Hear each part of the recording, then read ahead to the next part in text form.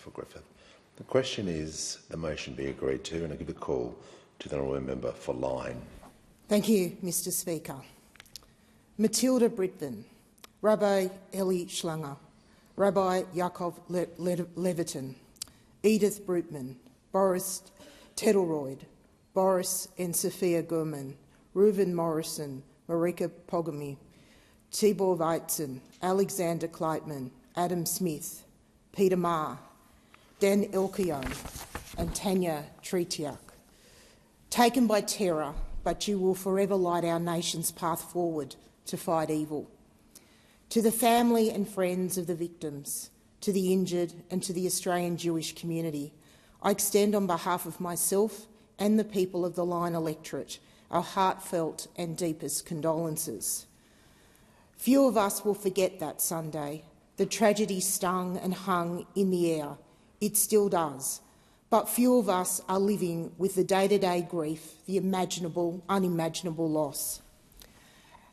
How could this event be an act of cold-blooded, hate-filled evil and terror?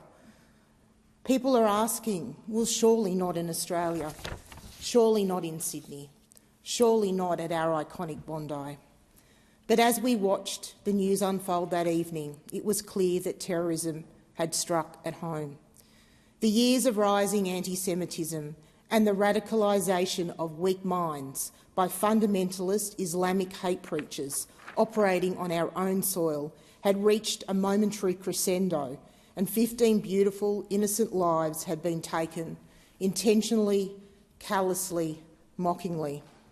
That Sunday in Bondi was a day of extremes. We saw complete and utter evil, but at the same time we saw the best of humanity and its most noble traits. We saw unflinching bravery, self-sacrificing compassion to the police, first responders, surf lifesavers, medical practitioners and ordinary Australians that, in the face of darkness and terror, shone courage and grace. I thank you from the bottom of my heart. You are the shining reminders of what Australia should be. Most of the victims were at Bondi to celebrate Hanukkah, an important celebration on the Jewish calendar, the Festival of Lights. Others were merely out enjoying an Aussie summer day with family, living their life as the government planned to snatch it away from them. And for what? For what? The what and the why. We must deliberate on these two words without equivocation or political motivation. As legislators, we have a duty to ensure that the mechanisms that put the Bondi massacre in motion can never happen again. As Australians, we must look ourselves squarely in the eye and question the cultural changes and norms that allowed this to occur. For victims of the families and for Jewish Australians living in fear, they do not just want to hear our sympathies and our hollow words. For many Australians, Australia is no longer a country they recognise. For many Australians, its face changed long ago, but this attack brought home the stark reality that our nation's spirit and founding values of tolerance, liberty and justice are disintegrating in front of our very eyes. I have seen in my own electorate a burgeoning anti-Semitism, not amongst people that you would consider Islamic extremists, nor amongst people that you would consider neo-Nazis, but rather amongst everyday citizenry. What in the past has been disagreement with the Israeli government has now become something far more insidious, something sickening, something that has led to incredibly vile messages, hate towards me for my position on Israel and hate towards Jewish Australians because of the actions of the Israeli government. I've been shocked and saddened by this conflation of faith and politics. How did this become so normalised? These people have written to me pleading that I oppose the Special Envoy to Anti-Semitism's recommendations, uncontroversial recommendations designed to protect Jewish Australians. They don't want them.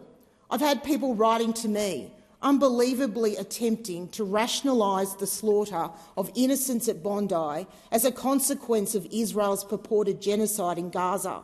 Let me be clear. Anyone who has written to me with this line of reasoning, you can find no refuge in me. This subtle but sure strain of anti-Semitism cannot be tolerated, along with the more overt displays of anti-Semitism. This parliament needs to realise that the words and deeds of those who govern have consequences beyond those of everyday Australians. The curtailing to Hamas propaganda, which saw the government grant its wish of the recognition of a Palestinian state, has consequences in fomenting anti-Semitism. This parliament cannot just spend 2 days dealing with this. The passage of legislation is not enough. We must come together to formulate an informed and collaborative approach that will see hatred of Jewish Australians and hatred of all that our nation stands for stamped out forever. We must find a pathway back to a familiar Australia where all are safe. To the victims, may you rest in peace. Thank you, Member for Lyne.